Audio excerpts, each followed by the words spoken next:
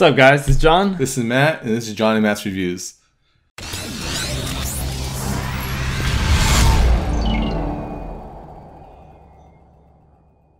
And today we're going to be reviewing Teen Titans Judas Contract. That's right. So this movie is all about Teen Titans, as well as their new character, Tara, who can control Earth and Rock.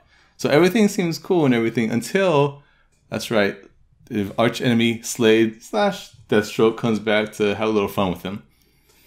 That's right. The story is an adaptation of the original comic, Judas Contract. This book changed the DC, the way it ran. It used to be colorful. It went from colorful comics to this is where everything changed to dark. Everything could be dark and it's okay. People loved it. Yeah, so not saying like the art and everything is dark, but I mean like those stories dark. The art, the animation, I mean it's solid. It's a cartoon. It's done cleanly. You're going to like the animation. You're going to like the art. It looks very nice. So it's like the last several DC animated films. They all came out very nicely. So this one, you think it's for kids, but it's not. This is a PG-13 animated movie. It's just fine. They push the limit at times. The story actually starts off with a bunch of young Teen Titans who find... Like Starfire. Starfire. Yeah. I forgot her name. Let me help him out. Excuse that little. So let me help him out. So yeah, in the beginning you get an introduction of how, I guess, the original Teen Titans met Starfire. They were in a battle. She got shot through a portal, getting chased by people from her planet. And they saved her, and she made out with Robin a little bit. And that's how she became able to speak English. Apparently her power is... They learn through contact, through physical contact, where if you kiss somebody, bam, they learn their language, the way everything is run on that planet. The one thing that was funny about this movie is the story starts off well, and then they just forget about Kid Flash. So, okay, we have the original Teen Titans now. Let's just jump onto this. It's funny because you see like Kid Flash and Bumblebee, if I'm not mistaken. I think that's it was. I think it's Bumblebee. You see them in the beginning, and then they were old school. They're no longer part of this new school stuff, so they move on real fast. I mean, real like 10-minute intro, boom. Okay. They don't even explain what exactly happened, and they just disappeared. Exactly. So I mean, again, this movie's PG, so you're gonna 13. Find out. Yeah, PG-13. I mean, oh, sorry, I forgot the 13. You're gonna find out it's PG-13 real fast. They have quite a few sexual jokes in there. It's a good laugh. It's a very good laugh. I want to jump on that because if you guys have seen the Teen Titans from the 90s, where Starfire and Robin always had this little crush and it was cute and everything. Now you got Robin's actually a lot older. We won't go into spoilers, but he's actually Nightwing now. And Starfire's a lot older also. There's this scene where they're surrounded. So Robin tells Starfire, hey, let's try that move we always do. We've been practicing. And Starfire says, are you sure? Is that appropriate in front of everybody? Robin's like, no, not that move. And that's just one of many. You're gonna see quite a few more. A lot. A lot more. It's pretty funny. I think once he got rid of that mullet, she was all over him.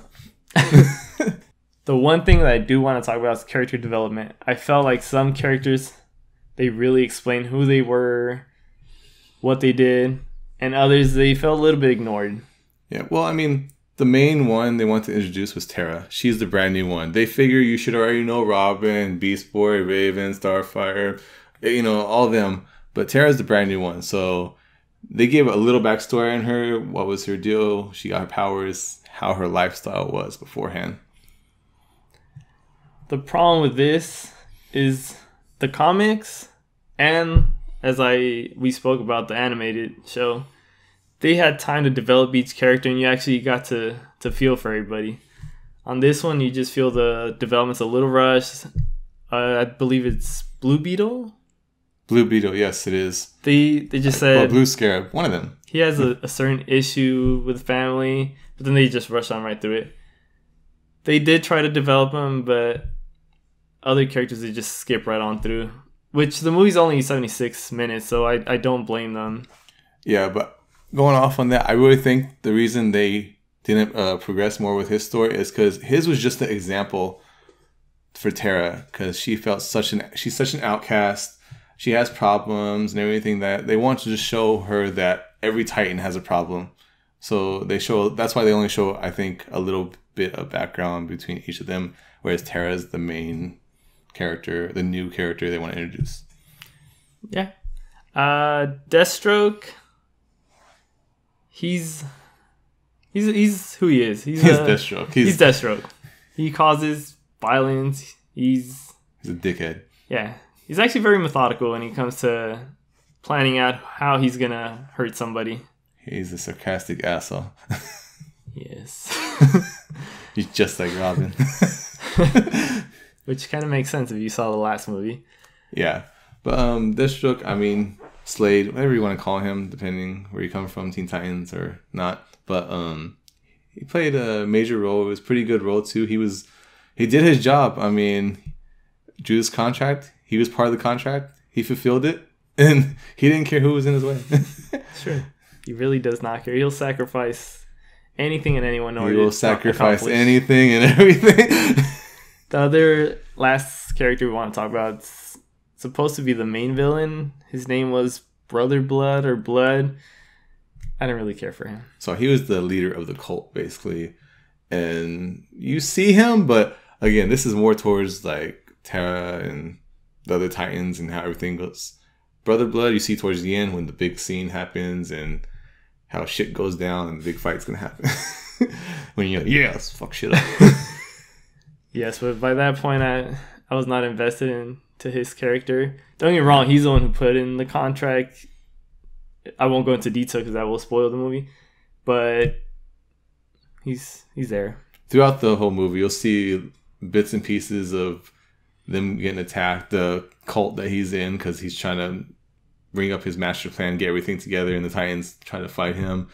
And just little by little, they throw it in, so it goes between Titans, him, Slade, Terra. It goes all over the place, but it was done very well. Yeah. It wasn't all just a clusterfuck of just put everything together. The last character and thing I want to talk about is they go hand in hand. There's a scene where Beast Boy's really into technology. He's into Facebook. You name it, he's on. He's always on his phone. The music. There was a couple of scenes where the music made no sense. It's supposed to be a dark movie, and then they just put this Sailor Moon type of music, which, don't get me wrong, I love Sailor Moon, but not in Teen Titans. I think they just figure it's Beast Boy.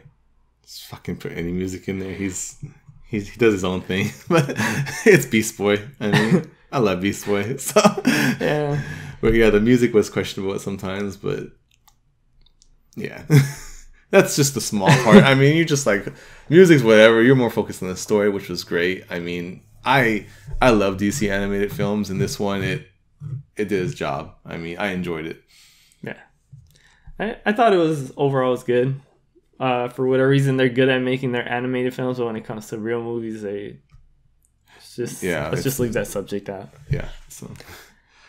One interesting thing I found was that Christina Ricci was actually the voice for Terra. You might remember her from Casper. Or Addams Family as Wednesday. But you could not tell. I couldn't tell until I looked it up because her voice did not sound like her voice. Like it was... I did not know until he told me. He looked at that. I was like... I had to research. Exactly. I was like, I'm shocked. But... So in the end, what did you think about Judas' contract? I liked it a lot. I love the animation, everything. I love DC films, the cartoon films. Let's put that in there. But I would say I would definitely want to own this and put it part of the collection of the DC animated films because their whole lineup of animated films is just great. What about you? I will not name the last one that came out. Really hyped and was a disaster, but this one overall was good. I would give it a solid 7. Something that I could watch again. It'll keep me entertained. See, I enjoyed it more. I would give it like an 8, 8.5. Just, I'm a big fan of the cartoons, animation stuff. So, I mean, I really like this. I like the story. So, 8, 8.5. Again, you should check it out. All right, guys. So, if you like our video, subscribe to our channel for more content. And if you want this video, the Judas contract, then go ahead. There's a link in the description below to Amazon. Go ahead and check it out. Give us a thumbs up. Until our next review. See ya. This movie. Fucking shit. What's up, guys? It's John. This is Matt, and this is John and Matt's Reviews.